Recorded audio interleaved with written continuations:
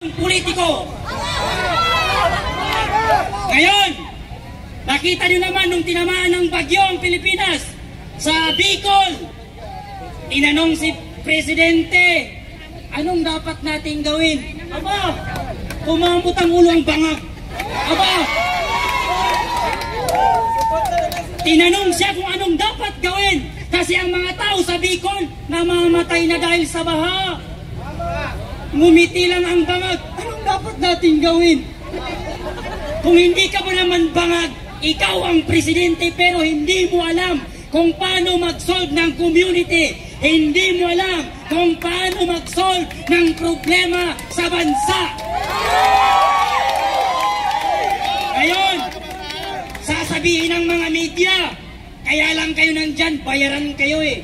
Hoy, media-medyahan, walang bayaran dito. Mahal namin ang pamilya Duterte. Bakit?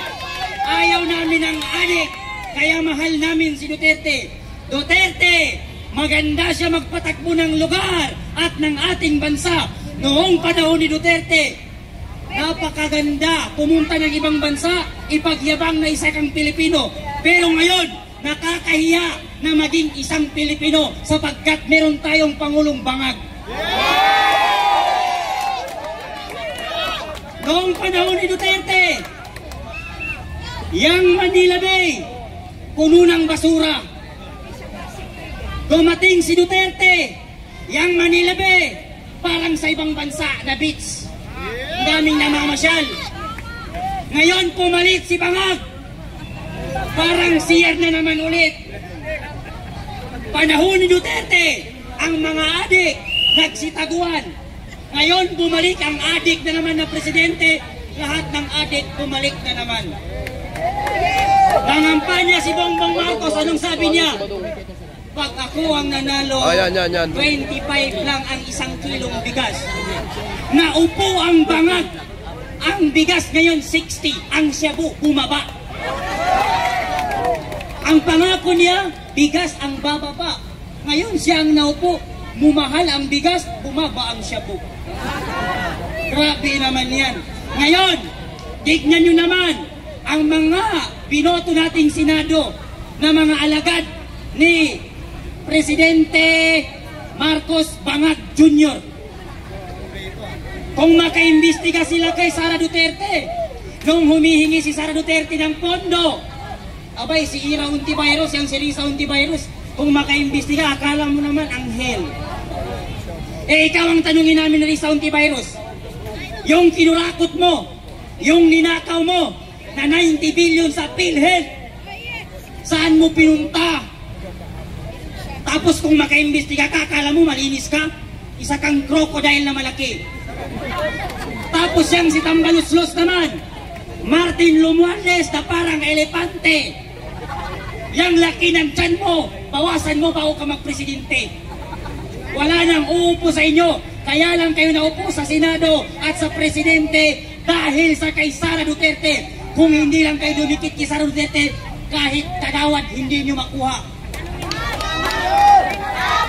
Oo, wala kayong makukuha, wala kayong utang na loob.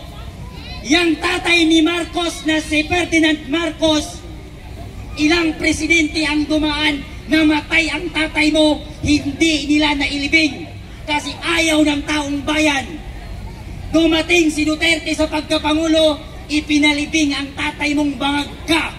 Ngayon, ikaw ay dumikit kay Sara Duterte, nanalo ka dahil sa kawalang hiyan mo at wala kang utang na loob.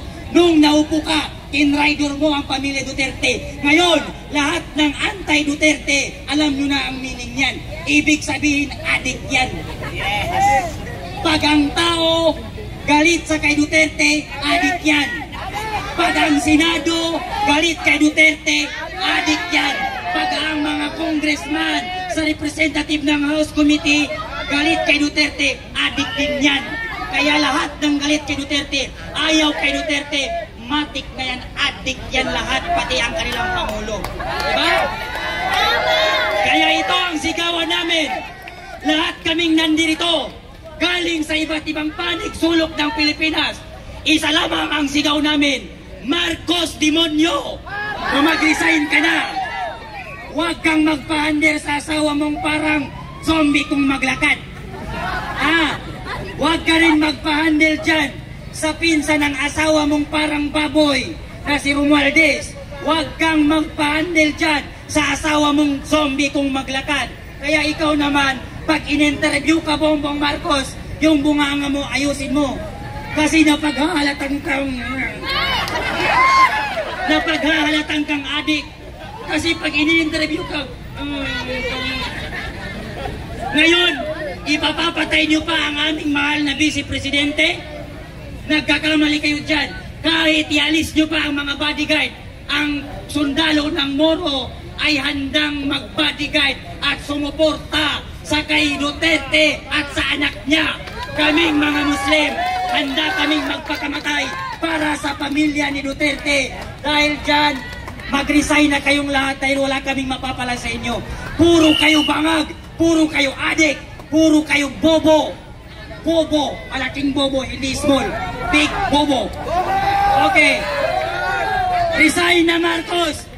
Resign. Bobo. Bangag. Iyon ang nagsalita. Concern lang siya sa kanilang